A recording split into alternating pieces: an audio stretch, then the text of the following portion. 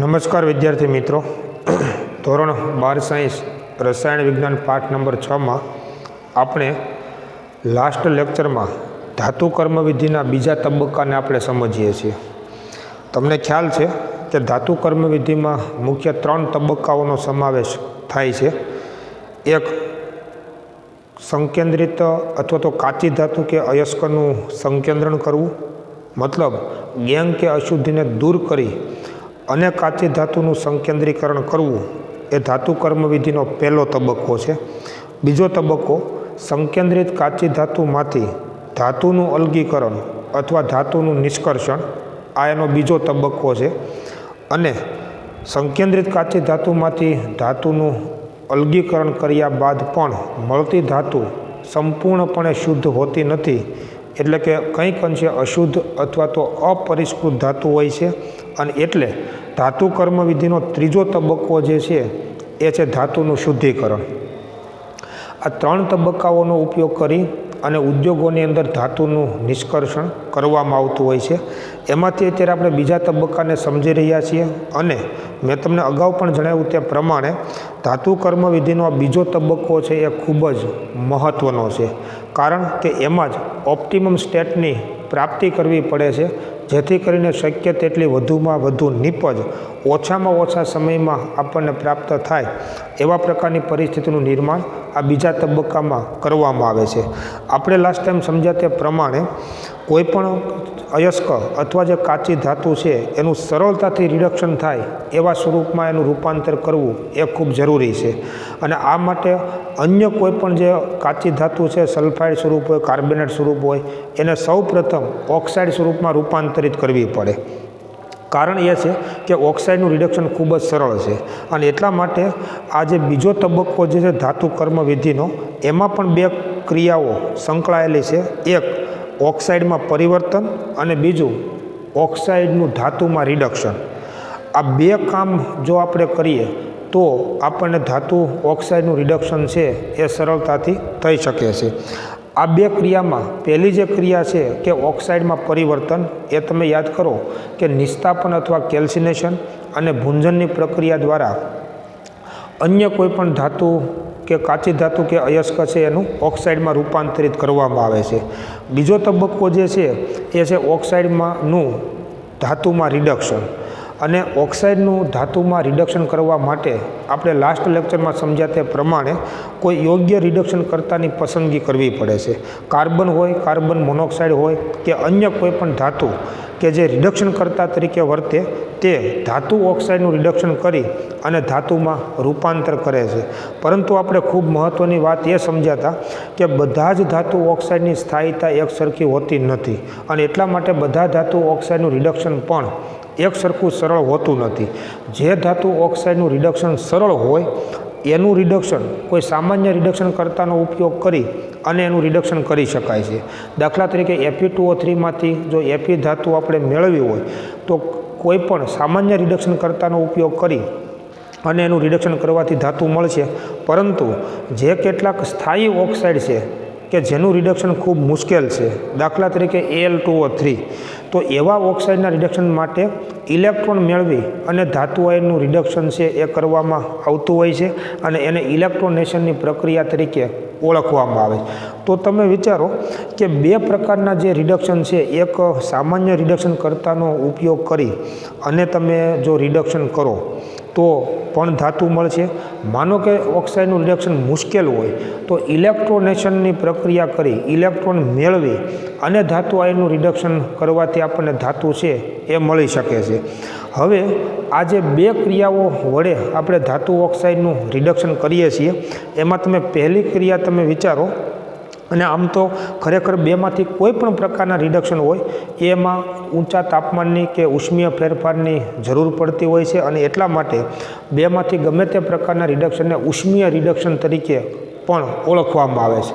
તાપીય reduction એવા નામથી પણ એને ઓળખવામાં આવે છે, અને આ માટે જરૂરી તાપમાનનો ફેરફાર અથવા તો તાપમાનના ફેરફાર સાથે જે આવી ધાતુ કર્મવિધિ અપનાવવામાં આવે છે એને જ ઉચ્ચ તાપીય ધાતુ કર્મવિધિ અથવા એને ઇંગ્લિશમાં પાયરોમેટલર્જી તરીકે પણ ઓળખવામાં આવે છે। ઉત્તાપીય ધાતુ કર્મ વિધિ અથવા ઇંગ્લિશમાં પાયરોમેટલર્જીનો મતલબ બેમાંથી ગમે તે પ્રકારના રિડક્શન હોય એના માટે જરૂરી તાપમાનનો ફેરફાર કેટલો કરવો પડશે, જેને આપણે તાપમાનના વેરિએશન, તાપમાનનું વિચરણ તરીકે પણ ઓળખી શકીએ।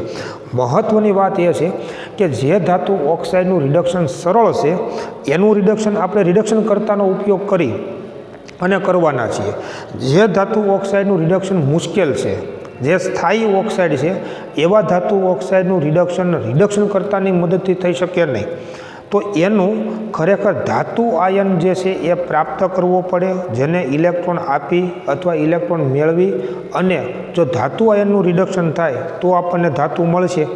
બંને પ્રકારના જે રિડક્શન છે એમાં સામાન્ય રિડક્શન કર્તાનો ઉપયોગ કરી અને જો આપણે રિડક્શન કરીએ તો એમાં ખાસ કરીને ઉષ્માગતિશાસ્ત્રના સિદ્ધાંતોનો ઉપયોગ કરવામાં આવે છે, કારણ કે આ પ્રકારના ઉષ્મીય રિડક્શનમાં બે મહત્ત્વની વાતનું ધ્યાન રાખવાનું હોય છે કે એક તો આ પ્રકારની રિડક્શન પ્રક્રિયા માટે કયો રિડક્શન કરતા પદાર્થનો ઉપયોગ કરવો, કયા રિડક્શન કરતા પદાર્થનો ઉપયોગ કરવાથી રિડક્શન સરળતાથી થઈ શકશે, અને બીજું કામ કે એના માટે જરૂરી તાપમાન કેટલું રાખવું। આ વાતને નક્કી કરવા માટે એમાં ઉષ્માગતિશાસ્ત્રના સિદ્ધાંતોનો સમન્વય કરી ઉપયોગ કરી અને ધાતુ ઓક્સાઇડનું રિડક્શન છે એ કરવામાં આવતું હોય છે।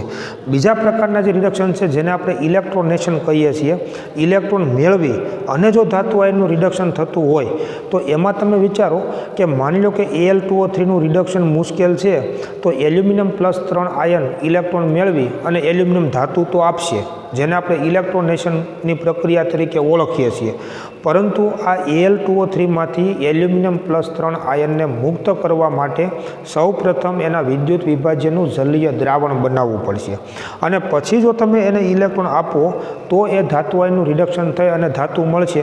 પરંતુ આના માટે વિદ્યુત વિભાજન કોષનો ઉપયોગ કરવો પડે, અને આ વિદ્યુત વિભાજનની પ્રક્રિયામાં ખાસ કરીને વિદ્યુત રસાયણના સિદ્ધાંતોનો ઉપયોગ કરી અને જો રિડક્શન પ્રક્રિયા કરવામાં આવે તો આપણને રિડક્શન સરળતાથી કેમ થાય એનો ખ્યાલ આવશે અને વધુમાં વધુ ધાતુ છે એ આપણને પ્રાપ્ત થશે। તો અહીંયા એક વાત પહેલાં એ તમે સમજી લો કે કયા પ્રકારનું રિડક્શન છે એ પ્રમાણે જે તે સિદ્ધાંતોનો ઉપયોગ કરવામાં આવે। જો સામાન્ય રિડક્શન કર્તાનો ઉપયોગ કરી અને જો આપણે ધાતુ ઓક્સાઇડનું રિડક્શન કરતા હોઈએ તો એમાં ઉષ્માગતિશાસ્ત્રના સિદ્ધાંતોનો ઉપયોગ કરવામાં આવે, એટલે એને પહેલાં આપણે સમજી લઈશું। બીજું કે જે સ્થાયી ઓક્સાઇડ છે એનું રિડક્શન કરવા માટે ઇલેક્ટ્રોન મેળવવાની પ્રક્રિયા કરવી પડે, ઇલેક્ટ્રોનેશનની પ્રક્રિયા કરવી પડે, તો એના એ રિડક્શનને સમજવા માટે કે એની સરળતા માટે વિદ્યુત રસાયણના સિદ્ધાંતોનો ઉપયોગ કરી અને એ પ્રકારનું રિડક્શન છે એ કરવું જોઈએ। આ બધા સિદ્ધાંતોનો સમન્વય અને ઉપયોગ કરવાનો હેતુ એ છે કે આ પ્રકારની રિડક્શન પ્રક્રિયાઓમાં આપણે ઓપ્ટિમમ સ્ટેટ પ્રાપ્ત કરવી છે, વધુમાં વધુ ધાતુ ખૂબ ઓછા સમયમાં અને સરળતાથી પ્રાપ્ત થાય એવા પ્રકારની પરિસ્થિતિ ગોઠવણી કરવાની છે, અને એટલા માટે ઉષ્માગતિકીય સિદ્ધાંતો અને વિદ્યુત રસાયણના સિદ્ધાંતોનો ઉપયોગ કરવો પડે છે। સૌપ્રથમ આપણે આ પ્રકારના ઓક્સાઇડના રિડક્શન સમજીએ કે જે ઓક્સાઇડ નું રિડક્શન સરળ છે અને સામાન્ય રિડક્શન કર્તાના મદદથી જેનું રિડક્શન થઈ શકે છે એવા ધાતુ ઓક્સાઇડના રિડક્શનને સમજવા માટે ઉષ્માગતિકીય સિદ્ધાંતોનો ઉપયોગ કેવી રીતે કરવામાં આવે છે, એટલે આપણો મુદ્દો છે કે ધાતુ કર્મવિધિના ઉષ્માગતીય સિદ્ધાંતો। ધાતુ કર્મવિધિમાં ઉષ્માગતીય સિદ્ધાંતોનો ઉપયોગ કરી ઉષ્માગતિશાસ્ત્રમાં જે આપણે વિધેયોની સમજણ મેળવી છે એનો ઉપયોગ કરી અને ઉષ્માગતિશાસ્ત્રની જે પાયાની સંકલ્પનાઓ જે આપણે સમજ્યા છીએ એ બધા વિધેયો અને એનો ઉપયોગ કરી અને ધાતુ કર્મવિધિના કેટલાક પ્રક્રિયાઓ કે પ્રક્રમો છે એ કરવામાં આવતા હોય છે। તમે યાદ કરો મિત્રો કે આપણે ઉષ્માગતિશાસ્ત્રમાં આપણે ઘણા બધા ઉષ્માગતિકીય વિધેયો સમજ્યા છીએ, એન્થાલ્પી ફેરફાર, એન્ટ્રોપી ફેરફાર, મુક્ત ઉર્જા ફેરફાર, સંતુલન અચળાંક, આ બધા પ્રકારના વિધેયોની સમજણ અને એને સંબંધિત સૂત્રો એ આપણે ઉષ્માગતિશાસ્ત્રમાં સમજ્યા છીએ। આપણે એવું પણ જાણી લીધું છે કે જો એન્થાલ્પી ફેરફારનું મૂલ્ય ધન હોય તો પ્રક્રિયા ઉષ્મા શોષક હોય, એન્થાલ્પી ફેરફારનું મૂલ્ય ઋણ હોય તો પ્રક્રિયા ઉષ્મા શોષક હોય। આપણે સમજ્યા છીએ એક મિનિટ કે જો એન્થાલ્પી ફેરફારનું મૂલ્ય ધન હોય તો પ્રક્રિયા ઉષ્મા શોષક હોય, એન્થાલ્પી ફેરફારનું મૂલ્ય ઋણ હોય તો પ્રક્રિયા ઉષ્મા ક્ષેપક હોય. આ આપણે ઉષ્માગતિશાસ્ત્રમાં સમજ્યા છીએ અને અનેક વખત એ એન્થાલ્પી ફેરફારનો ઉપયોગ કરેલો છે. બીજું વિધેય તમે યાદ કરો, એન્ટ્રોપી ફેરફાર છે. અને તમને એવો પણ ખ્યાલ છે કે જો એન્ટ્રોપી ફેરફારનું મૂલ્ય ધન હોય તો એનો મતલબ પ્રક્રમ દરમિયાન પ્રણાલીની એન્ટ્રોપી વધે છે તેમ કહેવાય. જો એન્ટ્રોપી ફેરફારનું મૂલ્ય ઋણ હોય તો પ્રક્રમ દરમિયાન પ્રણાલીની એન્ટ્રોપી ઘટે છે તેમ કહેવાય. તમને એવો પણ ખ્યાલ છે કે ઘન કરતાં પ્રવાહી કરતાં વાયુની એન્ટ્રોપી વધુ હોય. માની લો કે કોઈ રાસાયણિક પ્રક્રિયામાં ભૌતિક અવસ્થા ઘનમાંથી પ્રવાહીમાં રૂપાંતર થતું હોય કે પ્રવાહીનું રૂપાંતરણ વાયુમાં થતું હોય તો એવા સંજોગોમાં એ પ્રણાલીની એન્ટ્રોપી વધશે, ડેલ્ટા એસનું મૂલ્ય ધન છે એવું કહી શકાય. એટલે એન્ટ્રોપી ફેરફાર વિધેય છે એને પણ આપણે જાણીએ છીએ. મુક્ત ઉર્જા ફેરફાર વિધેયની પણ આપણને સમજણ છે. અને તમને યાદ છે કે મુક્ત ઉર્જા ફેરફારનું મૂલ્ય પણ ધન હોય, ઋણ હોય, વધુમાં શૂન્ય પણ હોય. જો મુક્ત ઉર્જા ફેરફારનું મૂલ્ય ધન હોય તો પ્રક્રિયા સ્વયંસ્ફુરિત ન થાય.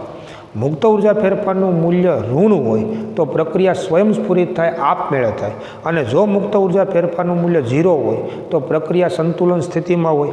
આવા બધા ઉષ્માગતિકીય વિધેયો છે એની આપણને સમજણ છે. આપણે જે ધાતુ કર્મ વિધિમાં જે પ્રક્રિયાઓ કરવાની છે એના માટે મુક્ત ઉર્જા ફેરફારનું મૂલ્ય ખૂબ જ સાર્થક નીવડશે. અર્થાત ધાતુ કર્મ વિધિમાં જે પ્રક્રિયાઓ આપણે કરવાની છે એ પ્રક્રિયાઓ માટે મુક્ત ઉર્જા ફેરફારનું મૂલ્ય ખૂબ ઉપયોગી નીવડશે. અને તમે સમજી શકશો કે જો ધાતુ કર્મ વિધિમાં થતી પ્રક્રિયાઓને શક્ય બનાવવી હોય, એ પ્રક્રિયાને પાર પાડવી હોય તો ખરેખર મુક્ત ઉર્જા ફેરફારનું મૂલ્ય ઋણ થાય ને એવા પ્રકારનો પ્રયત્ન કરવો પડશે. ઉષ્માગતિશાસ્ત્રના સિદ્ધાંતોમાં આપણે સમજ્યા છે તે પ્રમાણે કે જે પ્રક્રિયા માટે મુક્ત ઉર્જા ફેરફારનું મૂલ્ય ઋણ હોય એવી પ્રક્રિયા માટે એવી પ્રક્રિયા સ્વયંસ્ફુરિત થશે, આપમેળે થશે. તો અહીંયા પણ આપણો હેતુ એવો હોય છે કે ધાતુ કર્મ વિધિમાં જે પ્રક્રિયાઓ થાય છે એની સાથે સંકળાયેલો મુક્ત ઉર્જા ફેરફારનું મૂલ્ય ઋણ કેમ બને.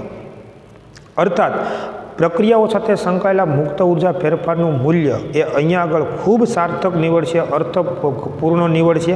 અને આપણો હેતુ આ ડેલ્ટા જીનું મૂલ્ય ઋણ કરવાનો જ હશે કે જેથી કરીને ધાતુ કર્મ વિધિની પ્રક્રિયાઓ પરિણમે અને આપણને ધાતુ છે એ પ્રાપ્ત થાય. અહીંયા તમે વિચારો કે ધાતુ કર્મ વિધિમાં આપણે શું કરવાનું છે, તો ધાતુ ઓક્સાઇડનું રિડક્શન કરવાનું છે. અને જે રિડક્શન કરતા પદાર્થ છે એનું ઓક્સિડેશન કરવાનું છે. તમને યાદ હશે કે આપણે વ્યાપક અર્થમાં એક આવા પ્રકારની પ્રક્રિયા ગઈકાલે લખેલી હતી કે MXOY પ્રકારનો ઓક્સાઇડ હોય અને જો રિડક્શન કરતા તરીકે કાર્બન હોય તો X મોલ મેટલ મળશે અને Y મોલ કાર્બન મોનોક્સાઇડ વાયુ છે એ દૂર થાય. અહીંયા આગળ તમે જોઈ શકો છો કે આ પ્રકારની જે પ્રક્રિયાઓ કરવાની છે ધાતુ કર્મ વિધિમાં, એમાં ધાતુના ઓક્સાઇડનું રિડક્શન કરવાનું છે. અને જે રિડક્શન કરતા પદાર્થ છે એનું શું કરવાનું છે, ઓક્સિડેશન કરવાનું છે. આ બંનેની સંયુક્ત પ્રક્રિયા મેં અહીંયા આગળ લખેલી છે. આ પ્રક્રિયા માટે તાપમાન કેટલું જરૂરી છે અથવા તો આ પ્રક્રિયા શક્ય બનાવવા માટે તાપમાનમાં કેટલો ફેરફાર કરવો પડશે, આ નક્કી કરવા માટે ઉષ્માગતિશાસ્ત્રના સિદ્ધાંતોનો ઉપયોગ કરવામાં આવે. બીજું કે આના રિડક્શન માટે કયો રિડક્શન કરતાં વ્યાજબી છે, એવો રિડક્શન કરતાની પસંદગી કરવી જોઈએ કે જેથી કરીને જે તે ધાતુના ઓક્સાઇડનું રિડક્શન સરળતાથી થઈ શકે. તમે એ પણ સમજી શકશો કે આમાં રિડક્શન કરતાનું ઓક્સિડેશન કરવાનું છે. તો જેનું ઓક્સિડેશન સરળતાથી થાય ને એવો જો તમે રિડક્શન કરતા લ્યો તો એ રિડક્શન કરતાં જે તે ધાતુ ઓક્સાઇડનું સરળતાથી રિડક્શન કરી શકશે. એટલે ઉષ્માગતિશાસ્ત્રના સિદ્ધાંતોનો ઉપયોગ કરી અને બે બાબત છે ને એ નક્કી કરવામાં આવે છે કે આ પ્રકારના ધાતુ ઓક્સાઇડનું રિડક્શન અને રિડક્શન કરતાનું ઓક્સિડેશન પ્રક્રિયામાં કયા રિડક્શન કરતાની પસંદગી કરવી અને એના માટે જરૂરી તાપમાનનો ફેરફાર, તાપમાનનું વિચરણ અથવા તાપમાનનું વેરિએશન કેટલું રાખવું અથવા કયા તાપમાને આ પ્રક્રિયા કરવી જોઈએ, આ નક્કી કરવા માટે મુક્ત શક્તિ ફેરફારનું મૂલ્ય અને એનું અર્થઘટન કરવું એ ખૂબ જરૂરી છે. જો આ પ્રક્રિયા આપણે પાર પાડવી હોય તો આ પ્રક્રિયા સાથે સંકળાયેલો મુક્ત ઉર્જા ફેરફારનું મૂલ્ય છે એ ઋણ હોવું જોઈએ. જો તમે આ પ્રક્રિયા માટે ડેલ્ટા જીનું મૂલ્ય ધન હોય તો આ પ્રક્રિયા શક્ય નહીં બને. એટલે ઉદ્યોગોમાં આ પ્રક્રિયા શક્ય બને, આ પ્રક્રિયા પાર પડે એટલા માટે થઈને આ પ્રક્રિયા સાથે સંકળાયેલા મુક્ત શક્તિ ફેરફારનું મૂલ્ય એ વધુમાં વધુ ઋણ થાય એવા પ્રકારના પ્રયાસ અને પ્રયત્નો છે એ કરવા પડે છે. તો ઉષ્મીય રિડક્શન સરળતાથી થાય. ખરેખર તમે જુઓ કે આવું ઉષ્મીય રિડક્શન સરળતાથી થાય એનો માપદંડ શું, તો એની સાથે સંકળાયેલા મુક્ત ઉર્જા ફેરફારનું મૂલ્ય ઋણ હોવું જોઈએ. જેમ આ પ્રક્રિયા સાથે સંકળાયેલા મુક્ત ઉર્જા ફેરફારનું મૂલ્ય જેમ વધુ ઋણ હશે ને એમ આ પ્રક્રિયા વધુ ઝડપથી પૂર્વગામી દિશામાં થશે. અને જો આ દિશામાં વધુ ઝડપથી થાય તો આપણને વધુમાં વધુ ધાતુ છે એ પ્રાપ્ત થશે. એટલે ખરેખર આ પ્રકારના ઉષ્મીય રિડક્શનમાં, કેમ કે ઉષ્મીય રિડક્શન એટલા માટે કહીએ છીએ કેમ કે એમાં જરૂરી ઊંચું તાપમાન કે તાપમાનનો ફેરફાર છે એ આવશ્યક છે. તો આ પ્રકારના ઉષ્મીય રિડક્શન પ્રક્રિયામાં બે બાબત મેં તમને કીધું તેમ કે એક તો રિડક્શન કર્તાની પસંદગી એવી કરવી જોઈએ કે જેથી કરીને મુક્ત શક્તિ ફેરફારનું મૂલ્ય ઋણ થાય.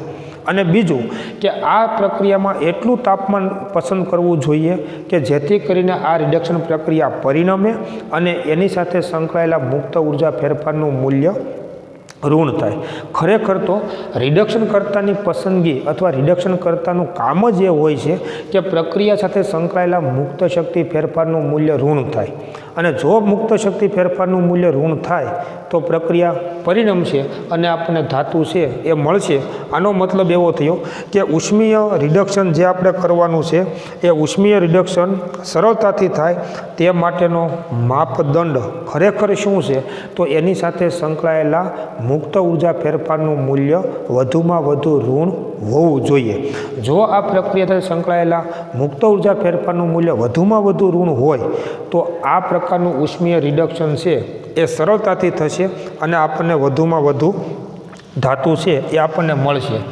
વિચારો તમે કે ઉષ્માગતિશાસ્ત્રમાં આપણે ભણ્યા છીએ કે કોઈપણ પ્રક્રિયા સાથે સંકળાયેલા મુક્ત ઉર્જા ફેરફારનું મૂલ્ય આપણે કેવી રીતે નક્કી કરીએ છીએ. તો એના માટે ગિબ્સ હેલ્મહોલ્ટ્ઝ સમીકરણ જે આપણે સમજ્યા હતા કે ડેલ્ટા જી બરાબર delta H minus T into delta S. ઉષ્માગતિશાસ્ત્રમાં એક ખૂબ અગત્યનો સંબંધ આપણે આ સમજ્યા હતા કે ડેલ્ટા જી બરાબર delta H minus T into delta S. અહીંયા કશું નથી લખ્યું, મતલબ આ સિસ્ટમની વાત છે. જો તમને ઉષ્માગતિશાસ્ત્ર યાદ હોય તો તમે યાદ કરજો કે ડેલ્ટા જી સિસ્ટમ બરાબર delta H system minus T into delta S system. અહીંયા ડેલ્ટા જી એટલે મુક્ત ઉર્જા ફેરફાર છે, ડેલ્ટા એચ એટલે પ્રણાલીનો એન્થાલ્પી ફેરફાર છે, ડેલ્ટા એસ એટલે એન્ટ્રોપી ફેરફાર છે. આ ત્રણ ઉષ્માગતિકીય વિધેય વચ્ચેનો સંબંધ દર્શાવતું જે આ સમીકરણ છે એને એ વૈજ્ઞાનિકના નામ પરથી ગિબ્સ હેલ્મહોલ્ટ્ઝ સમીકરણ તરીકે ઓળખવામાં આવે છે. અને એટલે જ આને ગિબ્સ મુક્ત ઉર્જા તરીકે પણ આપણે એને ઓળખીએ છીએ.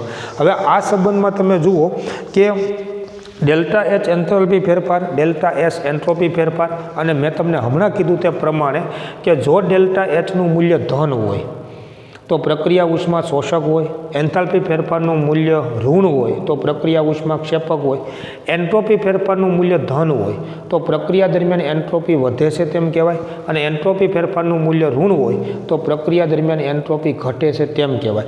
આના મૂલ્યો ગમે તેવા હોય, મૂલ્ય ઊંચું પણ હોય, મૂલ્ય નીચું પણ હોય, મૂલ્ય ધન પણ હોય, મૂલ્ય ઋણ પણ હોય, ગમે તે હોય, સૂત્રમાં કિંમત મૂકો અને જો તમને ડેલ્ટા જીનું મૂલ્ય ઋણ મળે તો એવા સંજોગોમાં પ્રક્રિયા સ્વયંસ્ફુરિત થશે અથવા પ્રક્રિયા પરિણમશે, પ્રક્રિયા થવાની શરૂઆત થશે. માની લો કે ડેલ્ટા જી બરાબર 0 છે તો સંતુલનમાં રહેશે ને એનો કોઈ મતલબ નથી, કેમ કે જો પ્રક્રિયા પુરોગામી દિશામાં ધકેલાય તો જ આપણને ધાતુ મળશે. જે સમયે ડેલ્ટા જીનું મૂલ્ય શૂન્ય મળશે તો તેવા સંજોગોમાં હજુ આપણને ધાતુ નહીં મળે, કારણ કે ત્યારે આ પ્રક્રિયામાં સંતુલન સ્થિતિ સ્થપાયેલી હોય. જેટલી પુરોગામી દિશામાં થાય એટલી જ પ્રતિગામી દિશામાં થશે તો એવા સંજોગોમાં આપણને ધાતુ નહીં મળે. આપણે તો ડેલ્ટા જીનું મૂલ્ય ઋણ કરવું પડશે અને જો ડેલ્ટા જીનું મૂલ્ય તમે વધુમાં વધુ ઋણ કરો તો પ્રક્રિયા વધુમાં વધુ પુરોગામી દિશામાં થાય અને આપણને વધુમાં વધુ ધાતુ છે એ પ્રાપ્ત થઈ શકશે. તો આ માટે શું કરવું જોઈએ? તો ગિબ્સ હેલ્મહોલ્ટ્ઝ સમીકરણ છે એમાં તમે વિચારો કે જો ડેલ્ટા એસનું મૂલ્ય ધન હોય, ડેલ્ટા એસ ધન હોય, તમે વિચારો કે ખરેખર આ મૂલ્ય ઋણ બનાવવા માટે શું કરવું પડશે? તો આના કરતાં આ જે છે ને આ બેનો ગુણાકાર એ મોટો કરવો પડે તમારે. તમે જરાક ગાણિતીય રીતે વિચારો કે ડેલ્ટા એચ કરતાં ટી ઇન્ટુ ડેલ્ટા એસનું મૂલ્ય જો વધારે હશે તો ડેલ્ટા જીનું મૂલ્ય ઋણ બનશે. માની લો કે તમારે જો આ બેનો ગુણાકાર મોટો કરવો હોય તો તમે તાપમાન ટી તમે વધારો. તાપમાન ટી જો વધારવામાં આવે કે તાપમાન ટીમાં વધારો કરવામાં આવે તો શું થાય કે જો તાપમાન ટીમાં વધારો કરવામાં આવે, હવે કોઈ પણ પ્રણાલી હોય અને કોઈ પણ પ્રણાલીનું તમે તાપમાન ટી જો ઊંચું લઈ જાઓ તો તમે યાદ કરો કે એન્ટ્રોપી ફેરફારે વધશે, એન્ટ્રોપી પણ વધશે. એટલે શું થાય કે કોઈ પણ પ્રક્રિયામાં પ્રક્રમ દરમિયાન તે પ્રણાલીનું તાપમાન ટી તમે વધારો તો તાપમાન ટી વધારવાથી એન્ટ્રોપી પણ વધશે અને એટલા માટે ટી ઇન્ટુ ડેલ્ટા એસનું મૂલ્ય વધશે. અર્થાત delta H is less than T into delta S થશે. જરાક વિચારી લો, જો તમે કોઈ પણ આ પ્રકારની પ્રક્રિયા તમે જે પાત્રમાં કરતા હો તો ધાતુ કર્મવિધિની આ પ્રકારની પ્રક્રિયામાં તાપમાન ટીમાં તમે જો વધારો કરશો તો એન્ટ્રોપી પણ મૂલ્ય વધશે. એન્ટ્રોપી વધે એટલે ડેલ્ટા એસનું મૂલ્ય ધન થાય. પરિણામે ટી ઇન્ટુ ડેલ્ટા એસનું મૂલ્ય છે એ વધશે કોના કરતાં? ડેલ્ટા એચ કરતાં.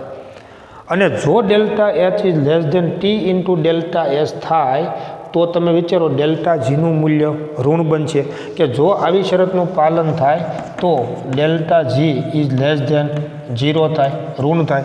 અને એવા સંજોગોમાં પ્રક્રિયા છે એ પરિણમશે અથવા આ પરિસ્થિતિમાં ડેલ્ટા જી ઋણ બનશે અને એવા સંજોગોમાં પ્રક્રિયા છે એ શક્ય બનશે. માની લો કે તમે તાપમાન એટલું રાખ્યું છે કે જેથી કરીને આ બંને સમાન થાય છે. ડેલ્ટા એચ બરાબર ટી ઇન્ટુ ડેલ્ટા એસ જો થાય તો મેં કીધું એમ ડેલ્ટા જી 0 થઈ જાય અને તો સંતુલન સ્થપાય, જે આપણા માટે કામનું નથી. તમે કદાચ એના કરતાં નીચું તાપમાન તમે રાખ્યું હોય તો ડેલ્ટા એચ કરતાં આનું મૂલ્ય નાનું હોય, આના કરતાં જો આ મૂલ્ય નાનું હોય તો ડેલ્ટા જી તમને ધન મળશે. તો એવા સંજોગોમાં પ્રક્રિયા પરિણમશે નહીં. મતલબ જો તમે આ દિશા માટે ડેલ્ટા જી તમે ધન કહેતા હો એનો મતલબ પ્રતિગામી દિશા માટે ડેલ્ટા જી ઋણ બનશે અને નિપજ વધુ મળવાના બદલે પ્રક્રિયકો વધુ મળશે, જેની આપણે જરૂર નથી. તમે બરોબર વિચારજો ઉષ્માગતિશાસ્ત્રમાં કે આ જે પ્રક્રિયા થાય છે આ પ્રક્રિયા એમાં ઉષ્માગતિશાસ્ત્ર કે આ વિધેયનો ઉપયોગ કેવી રીતે કરવામાં આવે છે? તો આ પ્રક્રિયા માટે આપણે ડેલ્ટા જી બરાબર delta H minus T into delta S સંબંધ છે એ લાગુ પાડીએ છીએ. તમે વિચારો કે આ પ્રક્રિયા સાથે સંકળાયેલા મુક્ત ઉર્જા ફેરફારનું મૂલ્ય જો આપણે ઋણ કરવું હોય તો મેં કીધું તેમ તાપમાન ટીમાં વધારો કરવો પડે. જો તમે તાપમાન ટીમાં વધારો કરશો તો ડેલ્ટા એસ વધુ ધન બનશે, એન્ટ્રોપી ફેરફારનું મૂલ્ય વધુ ધન બનશે કારણ કે એન્ટ્રોપી વધશે, જેથી કરીને ટી ઇન્ટુ ડેલ્ટા એસનું જે આ મૂલ્ય છે એ એન્થાલ્પી ફેરફાર કરતાં વધી જશે. એવા સંજોગોમાં ડેલ્ટા જીનું મૂલ્ય ઋણ થાય અને પ્રક્રિયા છે એ પુરોગામી દિશામાં અથવા પુરોગામી દિશાનો વેગ છે એ વધશે, જેથી કરીને આપણને વધુ નિપજ મળશે. પરંતુ તમે તાપમાન હવે આના માટે અથવા ડેલ્ટા જીનું મૂલ્ય ઋણ કરવા માટે તમારે અમુક ઊંચું તાપમાન લઈ જવું પડે. માનો કે તમે એટલું જ તાપમાન રાખ્યું છે કે જેમાં આ ડેલ્ટા એચ બરાબર શું થાય છે? ટી ઇન્ટુ ડેલ્ટા એસ થાય તો મેં કીધું તેમ ડેલ્ટા જી 0 બનશે. તો એવાય સંજોગોમાં નિપજ મળશે નહીં કારણ કે ત્યારે સંતુલન સ્થપાયેલું છે. એના કરતાં તમે જો નીચું તાપમાન રાખવા માંગતા હો તો આના કરતાં આ મૂલ્ય ઘટી જાય તો ડેલ્ટા જી ધન થઈ જાય અને ડેલ્ટા જી આના માટે જો ડેલ્ટા જી ધન હોય તો પ્રક્રિયા થશે નહીં. પુરોગામી દિશાની પ્રક્રિયાની સ્વયંસ્ફુરિતા નહીં હોય પરંતુ પ્રતિગામી દિશાની પ્રક્રિયાની સ્વયંસ્ફુરિતા છે અને નિપજના બદલે પ્રક્રિયકો આપણને વધુ મળશે. એટલે પહેલી એક શરત શું થઈ કે જો તમારે આ પ્રકારની ધાતુ કર્મવિધિમાં વધુમાં વધુ નિપજ જોઈતી હોય, ધાતુ ઓક્સાઇડનું રિડક્શન કરી અને રિડક્શન કરતાનું ઓક્સિડેશન કરી અને વધુમાં વધુ તમારે જો ધાતુ મેળવવી હોય તો તાપમાન ટીમાં વધારો કરવાથી ટી ઇન્ટુ ડેલ્ટા એસનું મૂલ્ય ડેલ્ટા એચ કરતાં વધશે અને એવા સંજોગોમાં ડેલ્ટા જીનું મૂલ્ય ઋણ થશે અને ત્યારે પ્રક્રિયા છે એ પરિણમશે. બીજી બાબત તમે વિચારો કે આ જે પ્રક્રિયા થાય છે એમાં ખરેખર બે પ્રકારની પ્રક્રિયાઓ સંકળાયેલી છે. એક શું છે તો ધાતુ ઓક્સાઇડનું રિડક્શન છે અને બીજી પ્રક્રિયા શું છે તો કે રિડક્શન કરતાનું ઓક્સિડેશન છે. અર્થાત આ એક પ્રકારની રેડોક્સ પ્રક્રિયા છે. ધાતુ ઓક્સાઇડનું રિડક્શન અને રિડક્શન કરતાનું ઓક્સિડેશન આ બંને પ્રક્રિયાનો સરવાળો કરવાથી આપણને આ પ્રકારની એક રેડોક્સ પ્રક્રિયા મળશે. અર્થાત રિડક્શન અને ઓક્સિડેશન આ બંને પ્રક્રિયાનું યુગ્મન કરવાથી એનો સરવાળો કરવાથી આપણને એક આવી રેડોક્સ પ્રક્રિયા મળશે અને આ અંતિમ જે પ્રક્રિયા છે આ અંતિમ રેડોક્સ પ્રક્રિયા છે અથવા તો ઓક્સિડેશન અને રિડક્શનનું યુગ્મન કરવાથી એનો સરવાળો કરવાથી મળતી જે આ રેડોક્સ પ્રક્રિયા છે એની સાથે સંકળાયેલા મુક્ત ઉર્જા ફેરફારનું મૂલ્ય જેને આપણે ડેલ્ટા આર જી 0 વડે દર્શાવીએ ને તો આ મૂલ્ય ઋણ હોવું જોઈએ અથવા તો આ મૂલ્ય જો ઋણ બને તો આ અંતિમ પ્રક્રિયા સરળતાથી થાય ને તેમ કહી શકાય.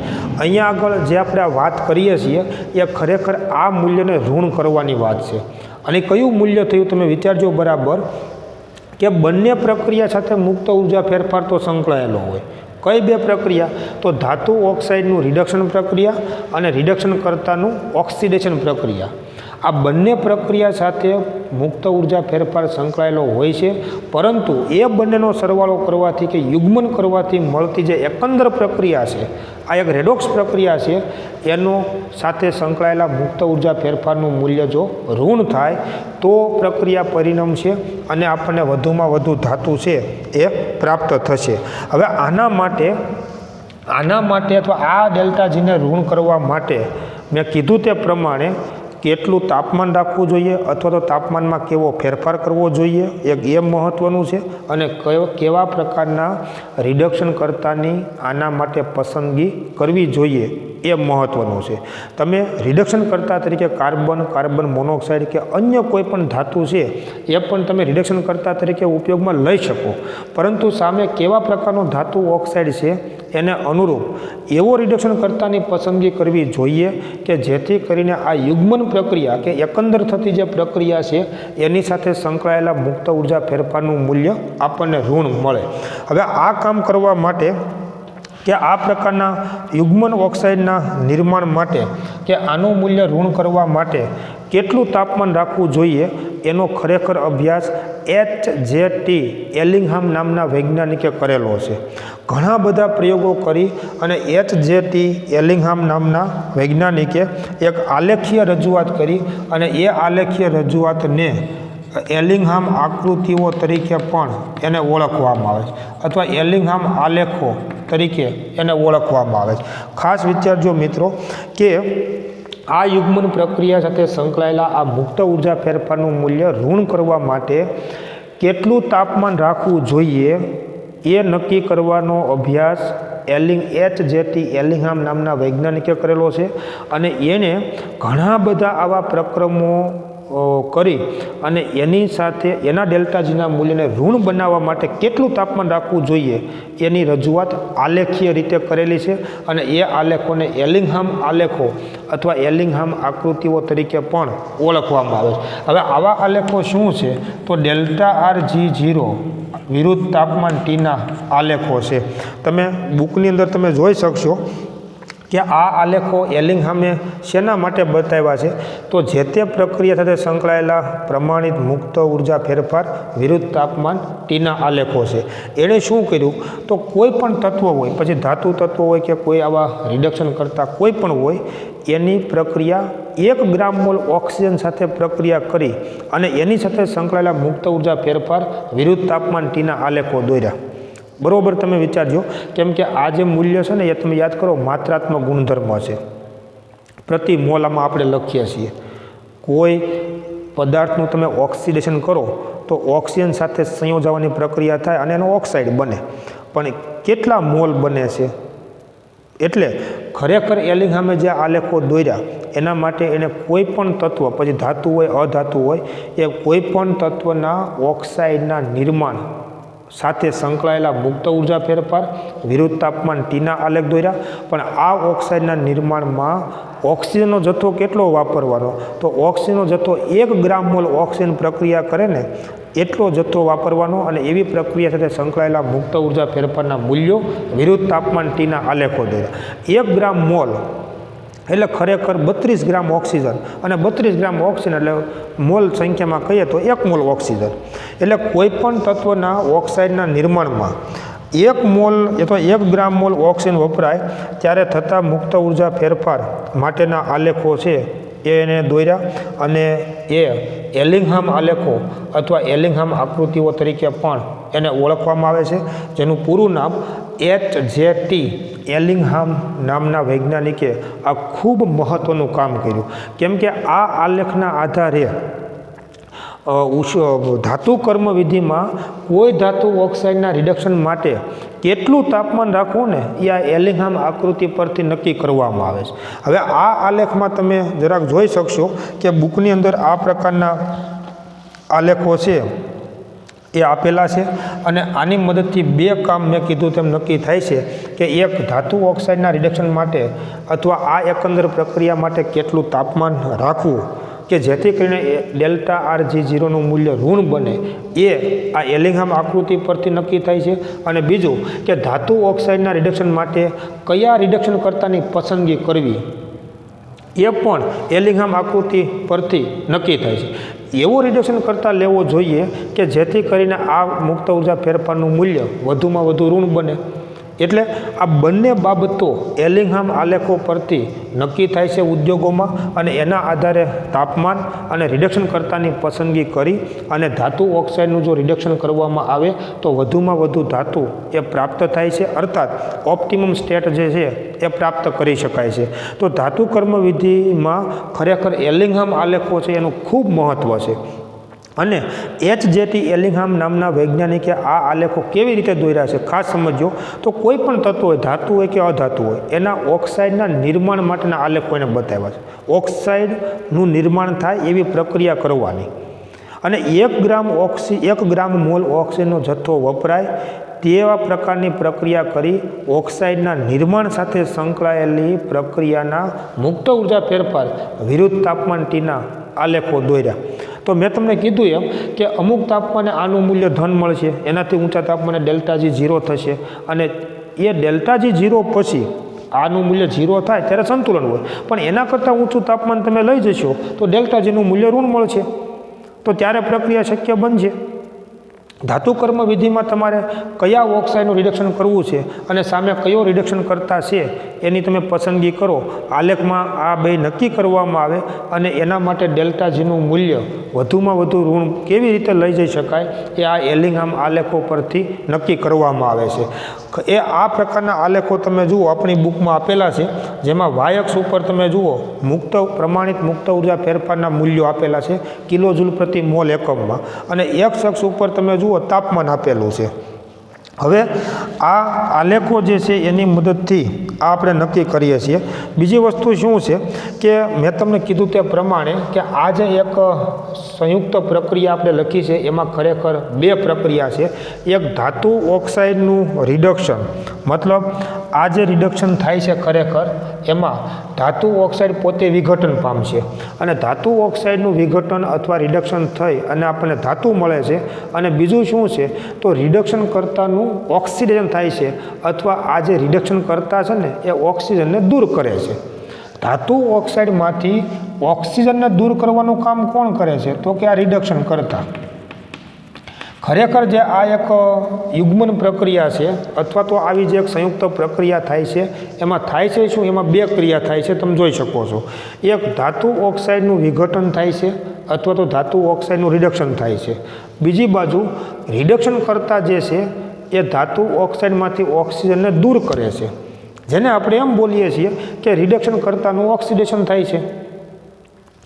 આ સંયુક્ત પ્રક્રિયામાં આવી જે 2 ક્રિયાઓ થાય છે એ બંને ક્રિયાઓમાં જ્યારે તમે બંને પ્રક્રિયાનો સરવાળો કરો છો ત્યારે આપણને એક આવી સંયુક્ત પ્રક્રિયા છે એ મળે છે. હવે આ જે બંને પ્રક્રિયા છે એમાં રિડક્શન કર્તાનું કામ શું છે? તો રિડક્શન કર્તાનો ફાળો એવો છે આ પ્રક્રિયામાં કે આ બંને પ્રક્રિયાઓની જે યુગ્મન પ્રક્રિયા છે એના માટે ડેલ્ટા આર ઝીરોનું મૂલ્ય વધુમાં વધુ ઋણ બને અને ડેલ્ટા જીનું આ તફાવત મોટો અને વધુમાં વધુ ઋણ બને. દાખલા તરીકે તમે જુઓ કે આ મૂલ્યને હું આમ કહું કે -10 કિલો જૂલ પ્રતિ મોલ, અથવા માનો કે આ મૂલ્ય -50 કિલો જૂલ પ્રતિ મોલ થયું, તો ઋણ તો બે છે, પણ આના કરતાં આ મૂલ્ય મોટું કહેવાય, આના કરતાં આ તફાવત મોટો કહેવાય. રિડક્શન કર્તાનું કામ શું છે આ પ્રક્રિયામાં ખાસ સમજો બરાબર. તો રિડક્શન કર્તાનો ફાળો એવા પ્રકારનો હોય છે કે જેમાં રિડક્શન કર્તાનું ઓક્સિડેશન અને ધાતુ ઓક્સાઇડનું રિડક્શન આવી જે બે પ્રક્રિયાઓ થાય છે એ બંને પ્રક્રિયાઓના ડેલ્ટા જીનો સરવાળો, કેમ કે આ એનો સરવાળો છે, બંને પ્રક્રિયા સાથે સંકળાયેલી મુક્ત ઉર્જા ફેરફારનો સરવાળો એટલે આ સંયુક્ત પ્રક્રિયાની મુક્ત ઉર્જા ફેરફાર. વાતને વિચારી શકો છો. એ આ મુક્ત ઉર્જા ફેરફારનું મૂલ્ય વધુમાં વધુ ઋણ બને એ પ્રકારનું કામ આ રિડક્શન કરતા પદાર્થનું હોય છે. કેમ કે આ જે પ્રક્રિયા લખી છે ખરેખર યુગ્મન પ્રક્રિયા છે, બે પ્રક્રિયાઓનો સરવાળો છે. અને તમે વિચારી શકશો કે અહીંયા આગળ બે પ્રક્રિયા કઈ થાય છે? તો તમે વિચારો કે પહેલી જે એક પ્રક્રિયા છે એ ધાતુ ઓક્સાઇડનું રિડક્શન થાય છે. આ જે છે MXO પ્રકારનો ધાતુ ઓક્સાઇડ, એનું રિડક્શન થાય છે અને આપણને ધાતુ મળે છે, મેટલ મળે છે. પહેલી એક પ્રક્રિયા છે એ આવા પ્રકારની થાય છે અને આ સોલિડ પણ હોય છે, મતલબ ઘન પણ હોય ધાતુ અથવા પ્રવાહી પણ હોય, અને અડધો મોલ O2 છે એ વાયુ દૂર થાય. માની લો કે MXO પ્રકારનો કોઈ ધાતુનો ઓક્સાઇડ હોય તો એમાં એનું શું થાય છે? તો કે રિડક્શન થાય છે. હવે આની સાથે સંકળાયેલો જે મુક્ત ઉર્જા ફેરફાર છે એને હું ધારો કે ડેલ્ટા G1 કહું સમજવા માટે. બીજું કામ શું થાય છે? તો કોઈ પણ રિડક્શન કરતા છે એનું ઓક્સિડેશન થાય છે, અને રિડક્શન કરતા તરીકે માની લો કે અત્યારે કાર્બન છે તો એ ઓક્સિજન સાથે સંયોજાય અને કાર્બન મોનોક્સાઇડ વાયુ છે એ બનાવે છે. આવી બે કામ થાય છે, બે પ્રક્રિયા થાય છે. આની સાથે સંકળાયેલો મુક્ત ઉર્જા ફેરફાર એને હું ડેલ્ટા G2 કહું. હવે તમે જો આ બંનેનો સરવાળો કરશો તો આ બંનેનો સરવાળો કરવાથી શું થાય? તો કે MXO પ્રકારનો ઓક્સાઇડ આ પ્રકારનો રિડક્શન કરતા સામે શું મળશે? તો X મોલ મેટલ ઘન અથવા પ્રવાહી સ્વરૂપમાં મળશે અને પ્લસ કાર્બન મોનોક્સાઇડ. હવે આ પ્રક્રિયા સાથે સંકળાયેલો મુક્ત ઉર્જા ફેરફાર કેટલો થાય? તો કે આ બંને પ્રક્રિયા સાથે સંકળાયેલા મુક્ત ઉર્જા ફેરફારના સરવાળા જેટલો થાય, એટલે કે delta RG1 plus delta RG2 આટલો થાય. બરાબર? વિચારો બરાબર કે જો તમે આ બે પ્રક્રિયાનો સરવાળો કરશો એટલે આપણને આ એક યુગ્મન પ્રક્રિયા મળી, એક સંયુક્ત પ્રક્રિયા મળી. રિડક્શન કર્તાનું કામ શું છે? તો રિડક્શન કર્તાનું કામ એ છે કે આ જે સંકલિત પ્રક્રિયા અથવા જે યુગ્મન પ્રક્રિયા સાથે સંકળાયેલો જે મુક્ત ઉર્જા ફેરફાર છે ને આનું મૂલ્ય ઋણ કરવાનું કામ છે. અને એ શું છે? તો આ બંને પ્રક્રિયા સાથે સંકળાયેલા મુક્ત ઉર્જા ફેરફારનો સરવાળો છે. ઉષ્માગતિશાસ્ત્રમાં આપણે આવું સમજ્યા છીએ. ખરેખર તમે જુઓ કે આ બંને પ્રક્રિયાઓ સાથે સંકળાયેલો મુક્ત ઉર્જા ફેરફાર એવો હોવો જોઈએ કે જેથી કરીને એ બંનેનો સરવાળો છે ને એ ઋણ બને. તો ઉષ્મીય રિડક્શનમાં રિડક્શન કર્તાનું મુખ્ય કામ જ એ છે કે ધાતુ ઓક્સાઇડનું રિડક્શન અને રિડક્શન કર્તાનું ઓક્સિડેશન આ બંને પ્રક્રિયાઓના યુગ્મનથી એના સરવાળાથી મળતી જે પ્રક્રિયા છે એની સાથે સંકળાયેલા મુક્ત ઉર્જા ફેરફારનું મૂલ્ય આ તફાવત વધુ મોટો અને વધુ ઋણ કરવાનું કામ છે.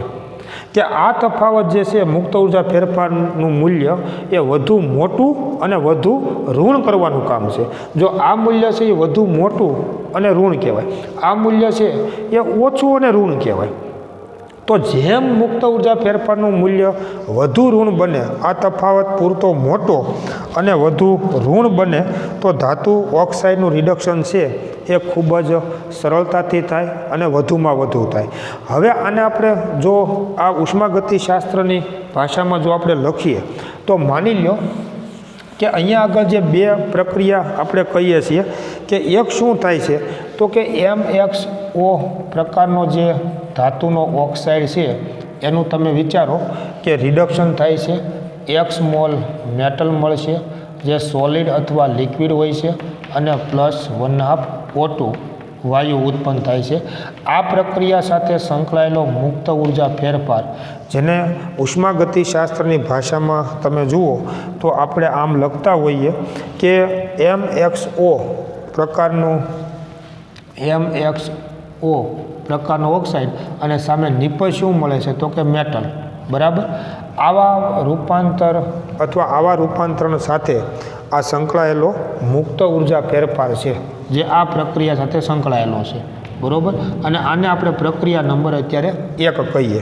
બીજું શું થાય છે તો માની લો કે સામે રિડક્શન કરતા જે છે એ જો તમે કાર્બનનો ઉપયોગ કરતા હો, માની લો કે MXO પ્રકારના ધાતુના ઓક્સાઇડનું રિડક્શન થાય છે અને એના રિડક્શન માટે જો તમે કાર્બનનો રિડક્શન કરતા તરીકે જો ઉપયોગ કરતા હો તો કાર્બનનું ઓક્સિડેશન થશે તો 1/2 O2 અને સામે કાર્બન મોનોક્સાઇડ વાયુ છે એ બનશે.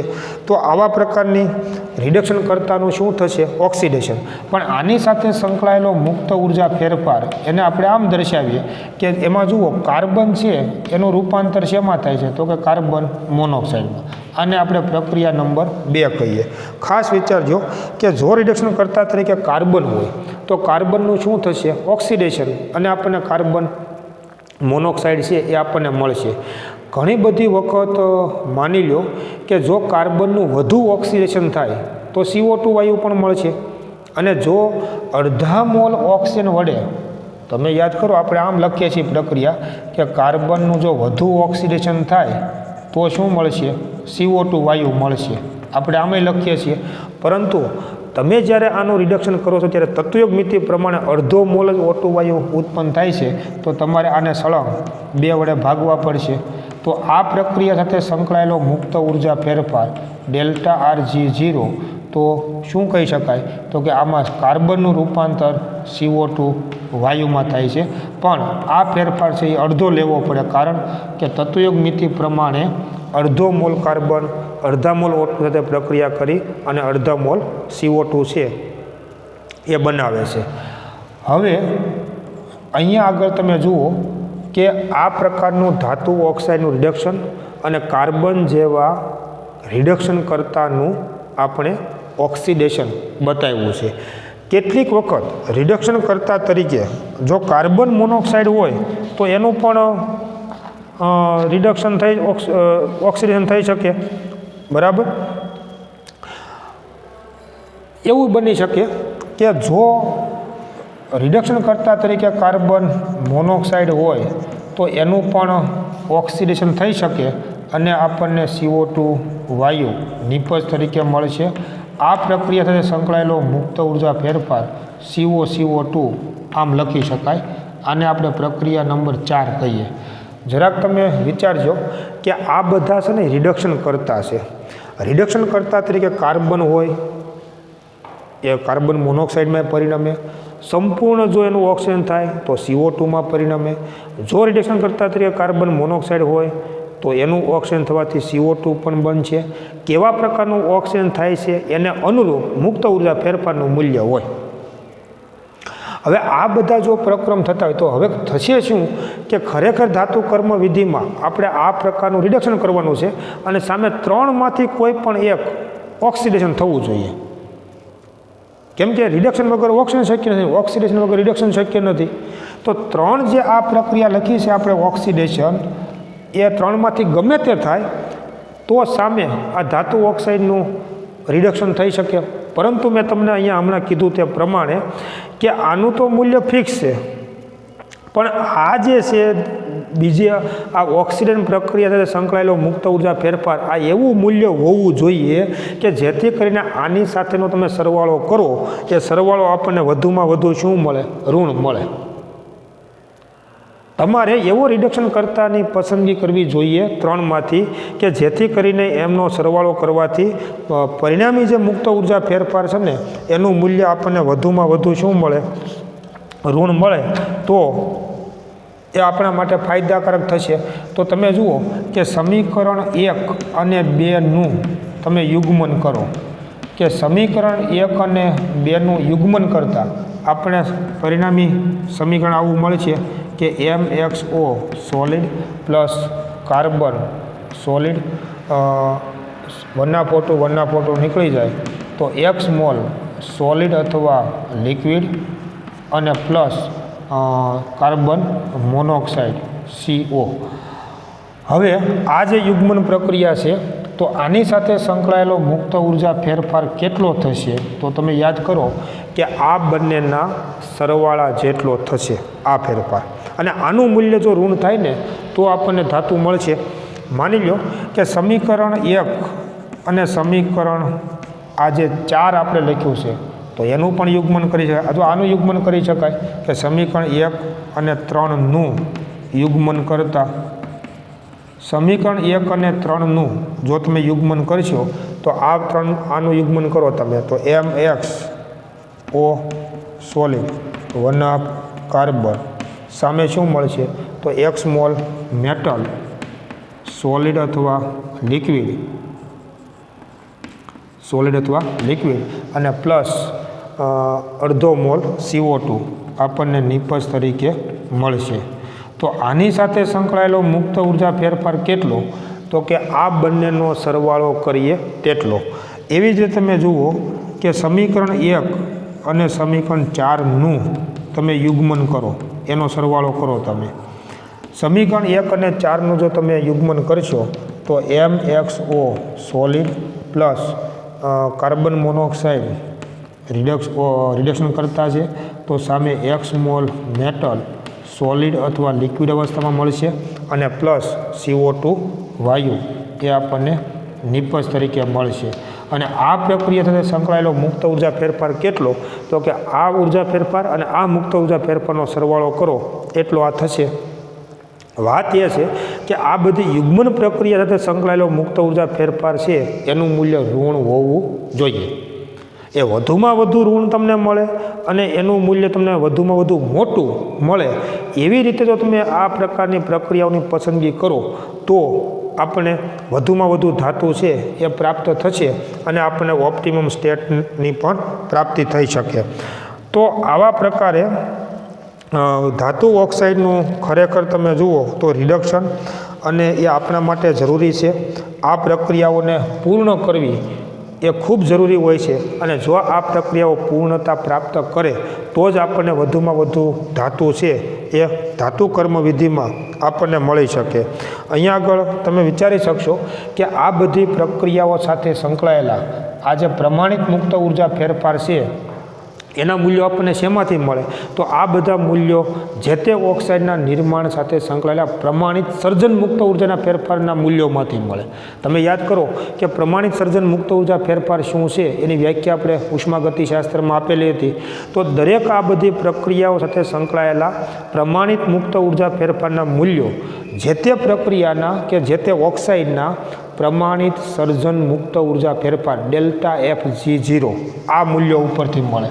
તમને યાદ હશે કે ΔFG0 આ મૂલ્યો પરથી આપણને આ ઓક્સાઇડ કે આ પ્રક્રિયાઓ સાથે સંકળાયેલા પ્રમાણિત મુક્ત ઉર્જા ફેરફારના મૂલ્યો છે એ આપણને મળશે. હવે તમે વિચારો કે ખરેખર જો તમારે આ મૂલ્યોને તમારે ઋણ કરવા હોય જે આપણે અહીં સમજ્યા તે પ્રમાણે કે જો આ શરતનું પાલન કરવું હોય ને તો તાપમાન વધારવું જોઈએ. જો તમે તાપમાન ઊંચું લઈ જાઓ તો T × ΔSનું મૂલ્ય ΔH કરતાં વધી જાય અને પરિણામી પ્રક્રિયા સાથે સંકળાયેલો મુક્ત ઉર્જા ફેરફાર છે એનું મૂલ્ય પણ આપણને ઋણ મળશે. તો તાપમાનનો વધારો તમે ગરમી આપો તાપમાનનો વધારો કરો તો એવા સંજોગોમાં ΔGના ઋણ મૂલ્યની તરફેણ થશે. ડેલ્ટા જીનું મૂલ્ય જો ઋણ થાય તો એ પ્રક્રિયાની પુરોગામી દિશાનો વેગ વધશે, પુરોગામી દિશાની સ્વયંસ્ફુરિતા વધશે અને આપણને વધુમાં વધુ ધાતુ છે એ પ્રાપ્ત થશે. આના માટે શું કરવું પડે કે આથી તાપમાન એવું પસંદ કરવું જોઈએ કે જેથી કરીને બંને રેડોક્સ પ્રક્રિયાનું જે યુગ્મન છે એનો સરવાળો છે એનો પરિણામી મુક્ત ઉર્જા ફેરફાર આ મૂલ્ય અથવા તો આમાં આ મૂલ્યો છે ને એ મૂલ્યો આપણને વધુમાં વધુ ઋણ મળે.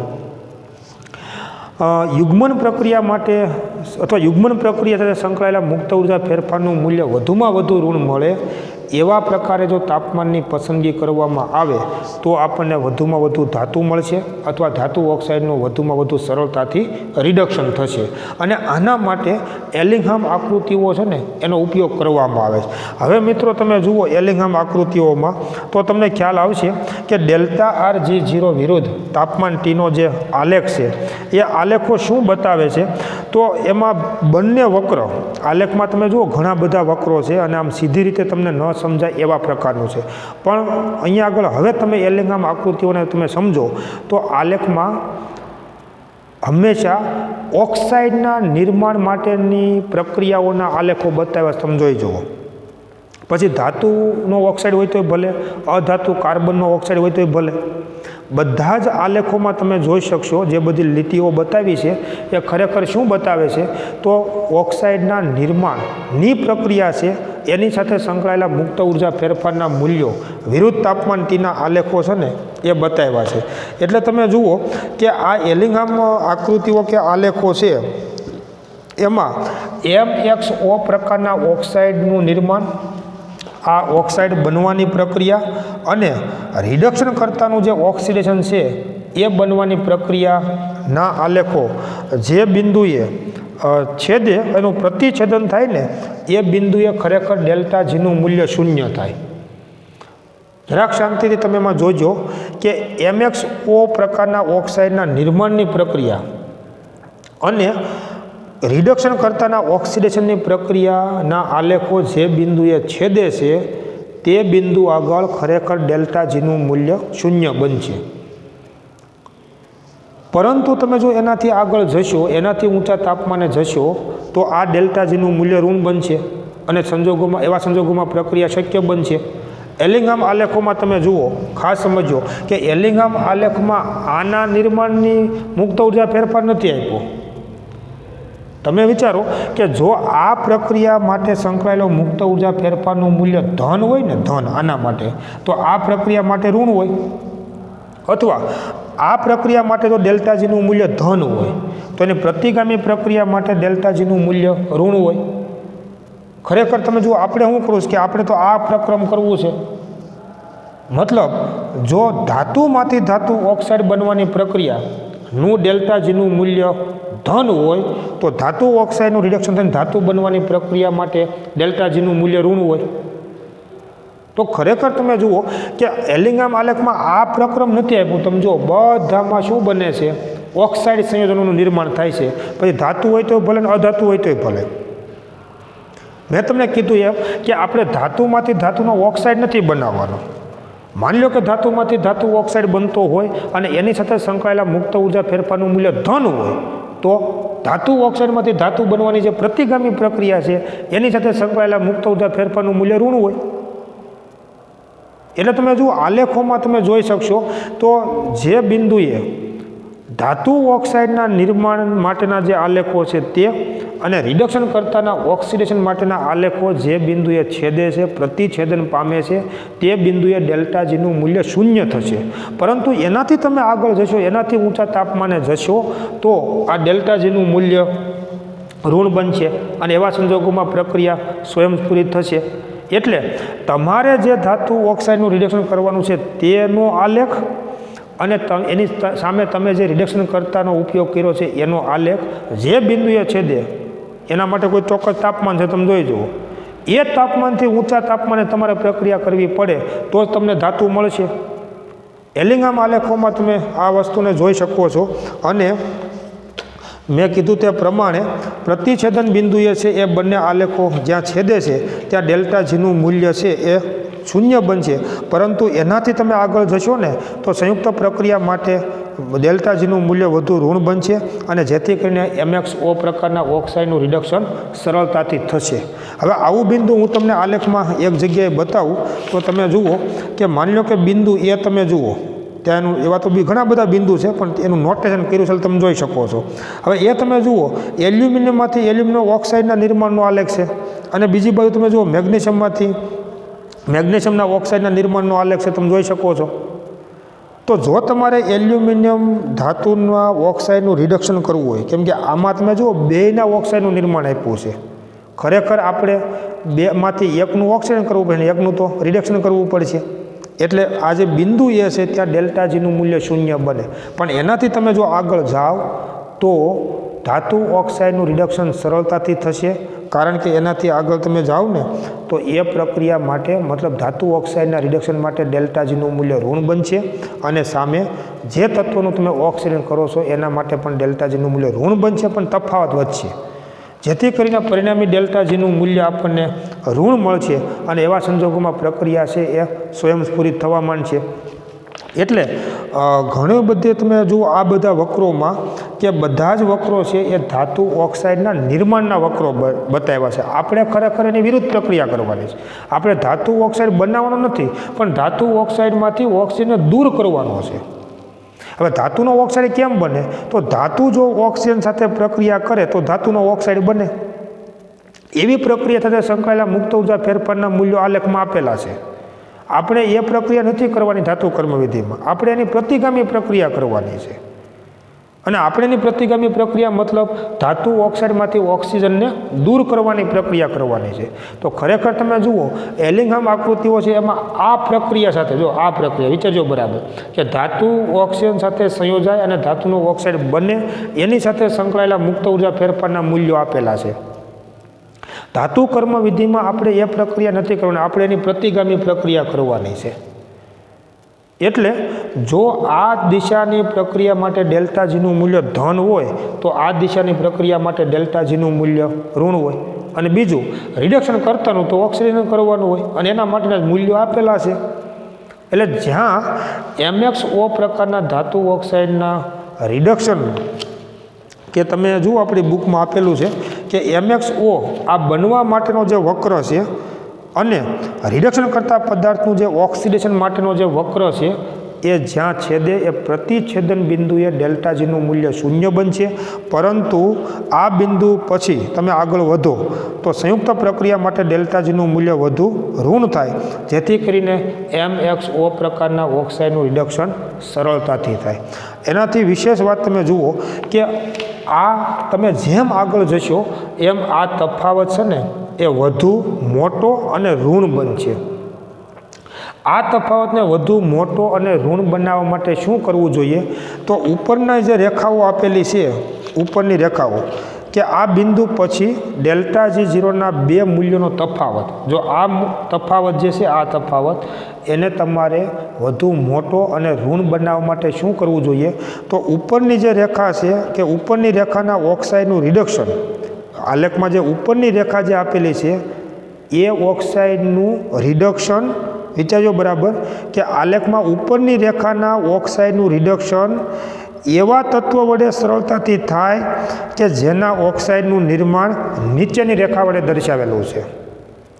જો તમારે આ તફાવતને વધુમાં વધુ મોટો બનાવવો હોય તો શું કરવું જોઈએ કે તો ઉપરની રેખાના ઓક્સાઇડનું રિડક્શન, આલેખમાં જે ઉપરની રેખાઓ આપી છે ઓક્સાઇડ બનવાની રેખાઓ જે આપી છે એ ઓક્સાઇડનું રિડક્શન આલેખમાં નીચેની રેખા વડે આલેખમાં જે નીચેની રેખા બતાવી છે એ ઓક્સાઇડના નિર્માણ નીચેની રેખા વડે દર્શાવેલ છે. એ તમે જો પસંદ લો ને તો આ ડેલ્ટા જીનું મૂલ્ય વધુ મોટું અને વધુ ઋણ બને. આનો મતલબ એવો થયો કે આલેખમાં તમે જુઓ સૌથી ઉપરની રેખા કોપર ધાતુના ઓક્સાઇડના નિર્માણ માટેની આપી છે. જરાક વિચારી લો. તો જો તમારે કોપરના એ ઓક્સાઇડનું રિડક્શન કરવું હોય તો એની નીચેની કોઈ પણ રેખાના ઓક્સાઇડ તમારે લેવાનું, કેમ કે કોપર ધાતુના ઓક્સાઇડનું રિડક્શન કરવું એ તો પ્રતિગામી પ્રક્રિયા થઈ. આલેખમાં એનાથી નીચેની કોઈ પણ રેખાના ઓક્સાઇડ બનવાની જે પ્રક્રિયા છે એ તમારે લેવાની. દાખલા તરીકે તમે જુઓ કે કોપરના ઓક્સાઇડનું જો તમારે રિડક્શન કરવું હોય તો એમાં નીચે તમે જુઓ કે કાર્બનનું ઓક્સિજન થઈને કાર્બન મોનોક્સાઇડ બને છે, કાર્બનનું ઓક્સિજન થઈને CO2 બને છે. એ બધી એની નીચેની રેખાઓ થઈ અને એની નીચેની રેખાઓ કોઈ પણ તમે લઈ શકશો. માનો કે ઝીંકમાંથી ઝીંક ઓક્સાઇડ બને છે, એ પણ એની નીચેની રેખા થઈ. અને જ્યાં બંને આલેખોનું પ્રતિછેદન થાય એનાથી ઊંચા તાપમાને તમે જો પ્રક્રિયા કરશો તો આ ડેલ્ટા જીનું મૂલ્ય આપણને વધુ મોટું અને ઋણ આપણને મળશે. જેમ તમે તાપમાન હજી વધારે ઊંચું ને ઊંચું લઈ જાઓ એમ તમે જુઓ કે ઉપરની રેખા અને નીચેની રેખાનો તફાવત વધતો જાય છે. અને એટલા માટે આ ડેલ્ટા જીનું મૂલ્ય વધુ મોટું અને વધુ ઋણ બનશે, જેથી કરીને આપણને વધુમાં વધુ ધાતુ છે એ પ્રાપ્ત થશે.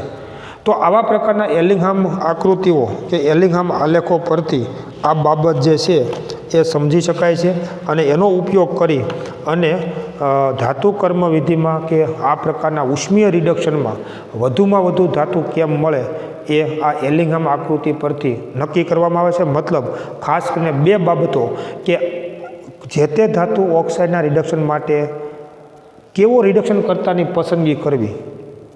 તો મેં કીધું એમ કે આલેખમાં જે ઉપરની રેખાના જે ઓક્સાઇડનું તમારે રિડક્શન કરવું હોય તો રિડક્શન કરતા તરીકે એની કોઈ પણ નીચેની રેખાના ઓક્સાઇડનું પસંદગી કરવાની કે જેથી કરીને તફાવત સૌથી વધુ મળે આ ડેલ્ટા જીનો અને વધુ ઋણ બને. તો કયું તાપમાન રાખવું, કેમ કે જે પ્રતિછેદન બિંદુ છે એનાથી ઊંચું તાપમાન રાખવું પડશે, એ પણ એલિંગહામ આલેખો પરથી નક્કી થાય. ધાતુ ઓક્સાઇડના રિડક્શન માટે કેવો રિડક્શન કરતાં પસંદ કરવો એ પણ આલેખો પરથી નક્કી થાય.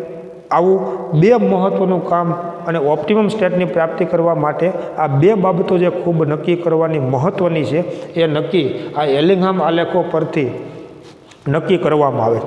હવે આના પરથી અથવા આનો ઉપયોગ કરી એલિંગહામ આલેખોનો ઉપયોગ કરી અને એક આપણે આયર્ન ઓક્સાઇડમાંથી આયર્ન ધાતુનું નિષ્કર્ષણ છે ને એ આપણે સમજીશું. કેમ કે મેં તમને કીધું તેમ કે આયર્નનો જે ઓક્સાઇડ છે એનું રિડક્શન કરી અને આયર્ન ધાતુ મેળવવી સરળ છે, એનું રિડક્શન સરળ છે. તો કોઈ પણ રિડક્શન કર્તાનો ઉપયોગ કરી અને જો તમે આયર્ન ઓક્સાઇડનું રિડક્શન કરશો તો આયર્ન ધાતુ મળશે, પરંતુ એના માટે કયો રિડક્શન કરતાં વ્યાજબી છે અને તાપમાન કેટલું રાખવું એ આ એલિંગહામ આલેખો પરથી નક્કી થશે. તો આયર્ન ઓક્સાઇડમાંથી આયર્ન ધાતુ મેળવવાની જે ધાતુ કર્મ વિધિ છે એમાં પણ ઉષ્માગતીય સિદ્ધાંતો અને એલિંગહામ આલેખોનો ઉપયોગ કરી અને આયર્ન ધાતુનું વધુમાં વધુ નિષ્કર્ષણ કેમ થાય એ ધાતુ કર્મ વિધિમાં પસંદ અથવા એની ગોઠવણી કરવામાં આવે છે. ઉપરાંત આપણી બુકમાં જે બે ત્રણ કોયડાઓ પૂછવામાં આવ્યા છે એમાં પણ આ એલિંગહામ આલેખોનો ઉપયોગ અથવા એને તમે જોશો તો તમે આ પ્રશ્નોના ઉત્તરો છે એ આપી શકશો. એવા કેટલાક જે કોયડાઓના પ્રશ્નો છે એની પણ ચર્ચા કરીશું. સામેના પેજ ઉપર એલિંગહામ આકૃતિઓની કેટલીક વિશિષ્ટતા અને એલિંગહામ આકૃતિની કેટલીક મર્યાદાઓ પણ આપેલી છે. તો એને તમે જરાક શાંતિથી વાંચજો, કોયડાઓને જરાક આપણે જોઈશું અને ત્યાર પછી આ એલિંગહામ આલેખો અને ઉષ્માગતીય વિધેયનો ઉપયોગ કરી અને આયર્ન ઓક્સાઇડ મતલબ હેમેટાઇટમાંથી આયર્ન ધાતુનું વધુમાં વધુ નિષ્કર્ષણ કેવી રીતે કરી શકાય એ આપણે આવતા નેક્સ્ટ લેક્ચરમાં જોઈશું. Thank you very much.